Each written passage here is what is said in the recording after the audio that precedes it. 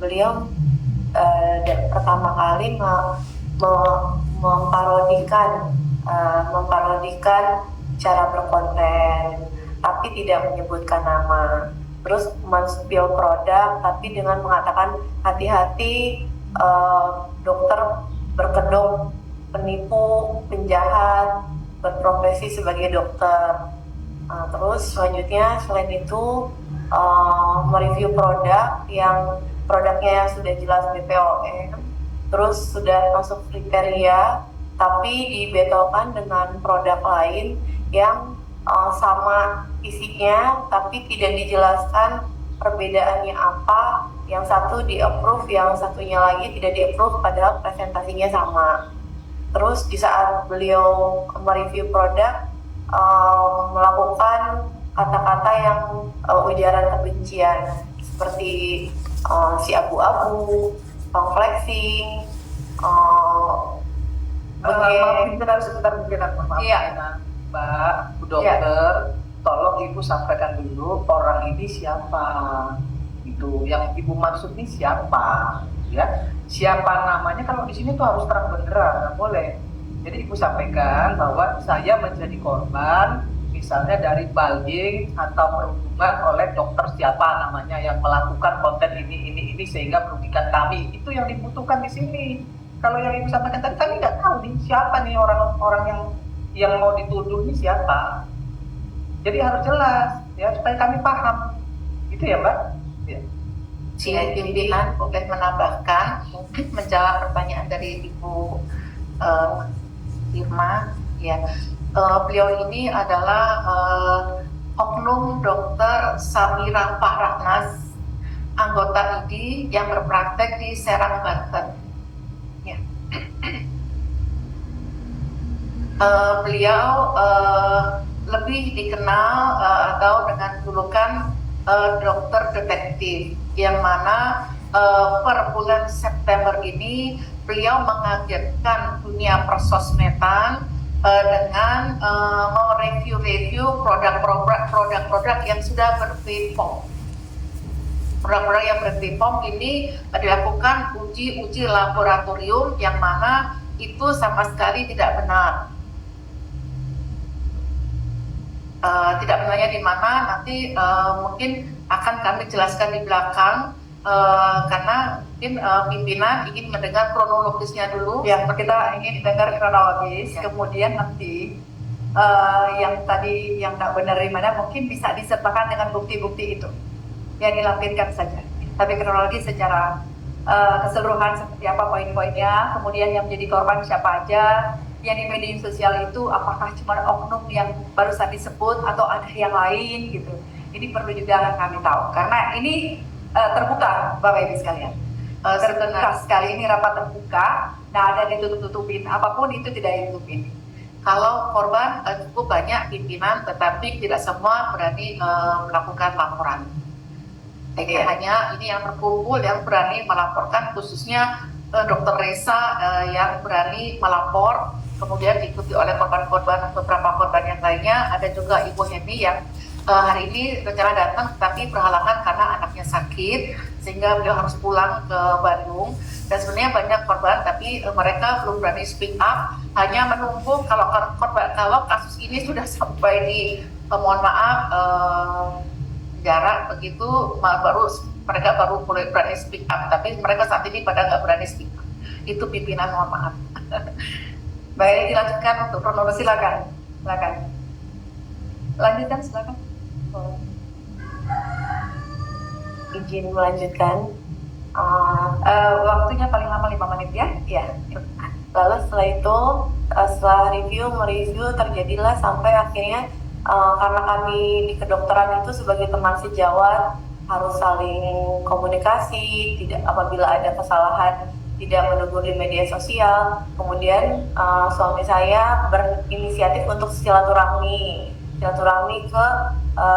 rumahnya beliau, silaturahmi untuk mendatangi beliau agar mohon dibantu kalau misalkan memang ada kesalahan dengan produk kami di mana dan bagaimana, karena beliau tidak berhenti untuk mereview produk kami yang semuanya BPOM. Nah setelah itu sampai akhirnya beliau bertemu. Setelah bertemu satu kali, kemudian di beberapa hari kemudian beliau chat kepada suami saya untuk meminta bertemu. Nah, setelah meminta bertemu, kemudian beliau menegaskan bahwa ada dari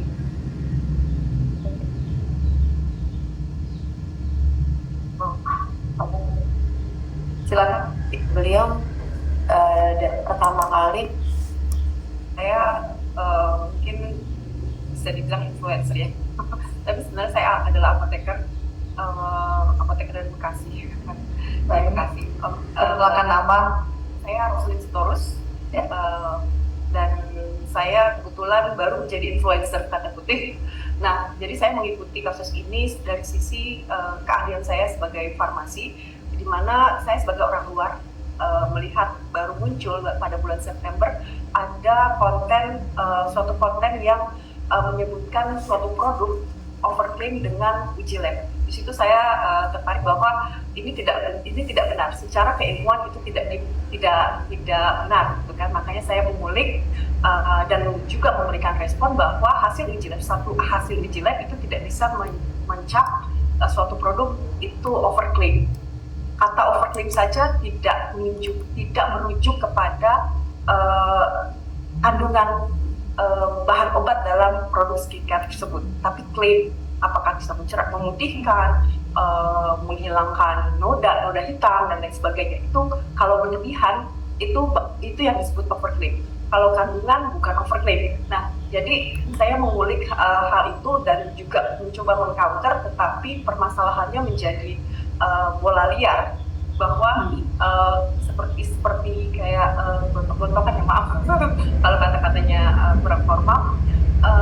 Nah, saya jadi mencurigai dalam tanda kutip ada apa di belakangnya. Kenapa produk yang tidak terbukti overclaim? Karena kata overclaim itu adalah berarti tidak memenuhi peraturan. Jadi kan produk itu dianggap tidak memenuhi peraturan yang seharusnya mendapatkan sanksi. Produk yang kita belum tentu itu benar melanggar aturan atau tidak, tetapi dicap melanggar aturan. Kalau produk melanggar aturan kan berarti tidak layak edar. Jadi produk yang layak edar dicap menjadi tidak layak edar karena penghakiman overclaim itu.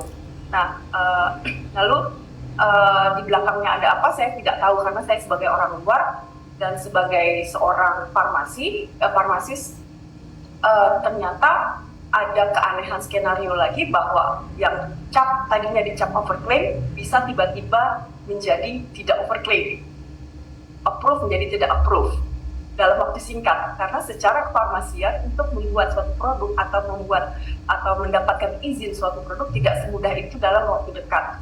Harus ada tektok lagi dengan BPOM yang harus dinilai lagi. Kalau ada misalnya produk yang tadinya tidak berkualitas dianggap, kalau mau mengubah menjadi berkualitas ya harus lapor dulu ke BPOM, dan itu membutuhkan proses evaluasi lagi gitu.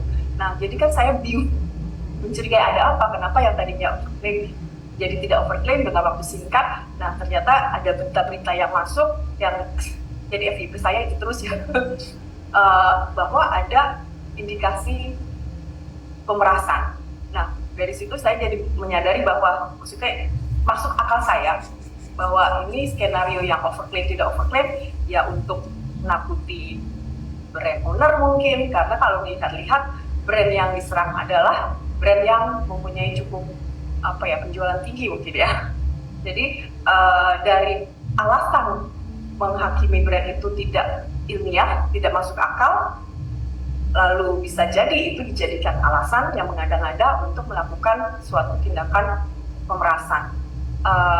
Jadi secara teknis apa yang dilakukan akun dokter detektif itu tidak masuk akal, tidak ilmiah sama sekali, tidak dibenarkan. Selebihnya apakah ada indikasi pemerasan atau tidak, mungkin itu yang brand owner ini ingin sampaikan ya. Jadi secara kira-kira begitulah yang bisa saya sampaikan sebagai kronologis untuk bisa mungkin meminta bantuan ya untuk mendalami lebih lanjut ada apa dengan hal ini, karena saya rasa ke depannya hal ini dibiarkan akan mengganggu produk lokal, karena sejujurnya kan kita masih berkembang ya, masih kemampuan teknologi kita itu adalah yang masih berproses untuk bisa mampu mungkin meningkatkan kualitas bersaing dengan produk luar negeri gitu. Ini masih proses. Kalau dihakimi seperti ini akan apa ya namanya ya, agak susah ya, agak susah untuk kita terus berkembang. Jadi hal yang tidak ilmiah untuk menghakimi, saya takutnya itu akan mengganggu kedepannya untuk perkembangan produk lokal ke depan. Terima kasih. Jelaskan dari awal, mungkin khawatir nanti terlalu kepanjangan, jadi mungkin saya simpulkan bahwa pimpinan DRJ, para korban melaporkan dokter detektif ke Komisi 9 DPR RI. Para korban apa ini sekarang?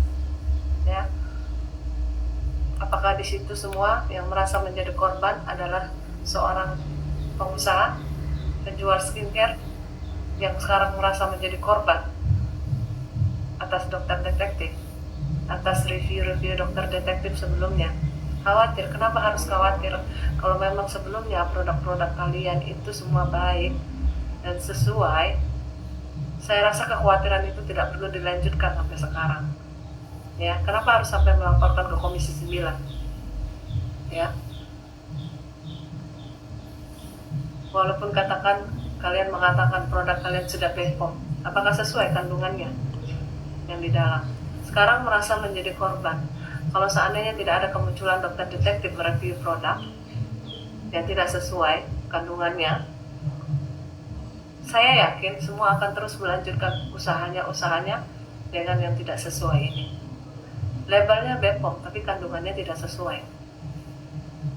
Ya, kenapa sekarang kalian merasa harus menjadi korban?